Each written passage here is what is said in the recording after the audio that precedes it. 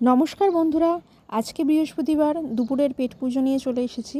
আজকে যেহেতু লক্ষ্মীবার তাই জন্য আজকে আবার কিন্তু নিরামিষ, সমস্ত নিরামিষ পদ রান্না করেছি।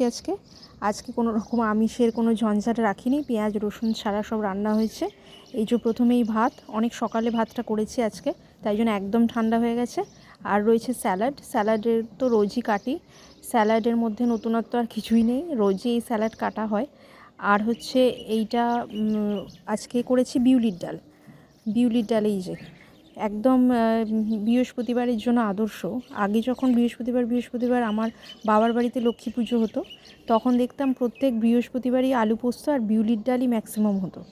তাই জন্য এই বৃহস্পতিবারটা আমিও সেই বিউলির ডালের প্রথাটাই রেখে দিয়েছি, বিউলির ডালটাই করি আর ভালোও লাগে। বিউলির ডালের সাথে আজকে কোনো রকম আলু সিদ্ধ করিনি, রোজই তো আলু সিদ্ধ আলু ভাত এগুলো হয়, সেই জন্য আজকে করেছি আলু ভাজা। তার সাথে আলুর সাথে কপি মিশিয়ে দিয়েছি, একটু পোস্ত ছড়িয়ে দিয়েছি, আর একটা কাঁচা লঙ্কা দিয়েছি। একটু ঝাল ঝাল না হলে এই ভাজাটা ভালো লাগে না, তাই আলু ফুলকপি ভাজা করেছি। এটা অনেক সময় হোটেলেও দেখি করে, মানে ডালের সাথে ভাতের সাথে দেওয়ার সময় দেয়। আচ্ছা, এইটা কি বলো তো? এইটা হচ্ছে পনির।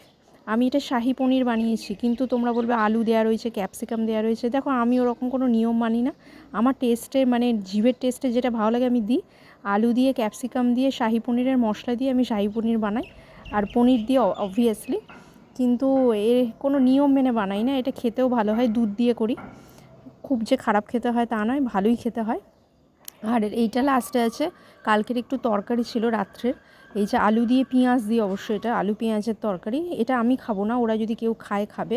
পেঁয়াজ রসুনটা আমি স্ট্রিক্টলি এখন খাই না বৃহস্পতিবার দিনকে, কারণ আমার নিজের আর সেই মন মানসিকতার বাঁধে যে আমি বৃহস্পতিবারে নিরামিষ, মানে আমিষ খাবো কিছু।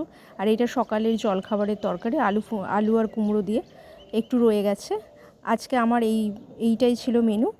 ভালো লাগলে ভিডিও লাইক কমেন্ট শেয়ার করে দিও। আজকের মতো টাটা।